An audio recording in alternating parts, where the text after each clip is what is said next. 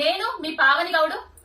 నేను ఇవాళ ఈ వీడియో ఎవరి కోసం చేస్తున్నా అంటే 10 ఏళ్ల పాటు పార్టీ అధికారంలో లేకపోయినా కూడా మొక్కవోని దీక్షతో పార్టీ జెండాను మోసి పార్టీ అధికారంలోకి తీసుకురావడానికి ఇల్లు వదిలిపెట్టి భార్య బిడ్డలను వదిలిపెట్టి వాళ్ళ చదువులను వదిలిపెట్టి వాళ్ళ ఇంట్లో బియ్యం ఉన్నాయో లేవో చూడని కాంగ్రెస్ కార్యకర్తల గురించి, ముఖ్యంగా ఓయూ కాంగ్రెస్ విద్యార్థుల గురించి ఈ వీడియో చేస్తున్నా. అధికారంలోకి వచ్చినాక కాంగ్రెస్ పార్టీ ఎవరి పాలయ్యిందిరో చెప్పనా? మా బీఆర్ఎస్ ఎమ్మెల్యే 10 సంవత్సరాల పాటు మంత్రిగా, స్పీకర్ గా రాజభోగాలు అనుభవించి అధికారం పోగానే కాంగ్రెస్ పార్టీలో దునికి ఇప్పటికీ కూడా ఎమ్మెల్యే పదవికి రాజీనామా చెయ్యని ది గ్రేట్ పోచారం శ్రీనివాస్ రెడ్డి గారికి వ్యవసాయ శాఖ సలహాదారునిగా క్యాబినెట్ హోదాతోటి సర్వ హంగులతోటి నియమించిండ్రు. ఇంకొకరు ఎవరయ్యా అంటే బీఆర్ఎస్ పార్టీ మండలి చైర్మన్ గా చేసిన గుత్త సుఖేందర్ రెడ్డి గారి పుత్రుడికి, గుత్త అమిత్ రెడ్డి గారికి డైరీ డెవలప్మెంట్ కార్పొరేషన్ చైర్మన్ గా